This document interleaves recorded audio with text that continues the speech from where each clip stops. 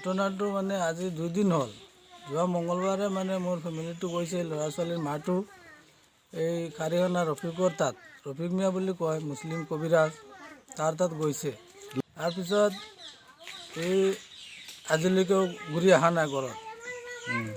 আমি তাৰপিছত যিদিনা গৈছে, মঙলবাৰ দিন গৈছে, আমি মঙলবাৰ দিন সন্ধ্যাত তাৰ ঘৰত গৈছোঁ, ৰফিকৰ ঘৰত। যোৱাৰ পিছত তাক সুধিলোঁ যে এনেকুৱা আমাৰ মাইকীজনী আহিছিল নেকি?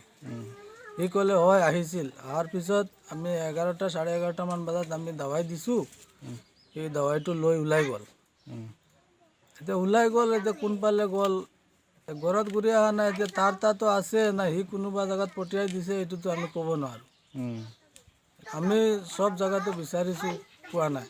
তাকো সুধিলোঁ, সিও কয় যে আমিতো কি ক'ম, আমাৰ পৰা ইয়াৰ পৰাতো ওলাই গ'ল, এতিয়া আমি কি কৰিম? এতিয়া মোৰ মনত মানে সি কিবা কিবি অলপ তান্ত্ৰিক জানে, সি কোনোবাৰ লগত মিলাই কিনি দি দিলে নে না সি কিডনেপ কৰি ৰাখি দিলে, এইটোৱে মই মানে মোৰ মনত সন্দেহ আছে। আমরা ইয়া কইছে যেমন তোমার বোনটা আমি পাঠাইছি কবিরাজের বাড়ি, 1 সপ্তাহ আগেও একবার গেছে, এরপরে দিয়া আইছে, ঘুরিয়াও আইছে আবার বাড়ি। তারপরে আরেকবার গেছে গত মঙ্গলবারে, যাওয়ার পরে দিয়া আর ঘুরিয়া আইছে না বাড়ি।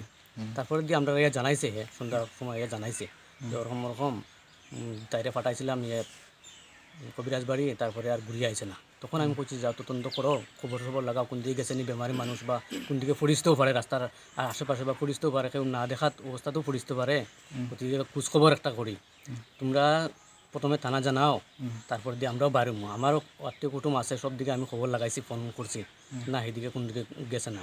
গতিকে কোনো সন্ধান যখন পাওয়া যান না, কিন্তু কথা তার কোয়া মতে আমরা কিছু দেখছিও না, বা যাওয়াও দেখছি না, আওয়াও দেখছি না, কোনোদিন হের কথা মতে আমরা খুঁজাইছি, জানি পরে কোনো সন্ধান পাওয়া গেছে না। গতিকে আমি কইছি থানাটা জানাও, জানাইয়া খবরাখবর সব দিকে লাগাও, যদি কোন দিকে পাওয়া যায় তো মানুষের খবর দিব। ওটাও যদি কেউ কোন দিকে খবর পাইয়া থাকে আর কি, আমরা খবর জানাবার লাগে। সবিতা বিশ্বাস। কেছ মানে কিবা সিহঁতৰ ঘৰত অলপ কাজিয়া পেচাল থাকিব পাৰে, চবৰ ঘৰতো থাকে, তাৰ কিবা অলপ কাজিয়া বা পেচাল থাকিব পাৰে, কিন্তু মানুহজন অসুস্থ অৱস্থাত, অৱস্থাটো আমি দেখি পাইছোঁ তাক।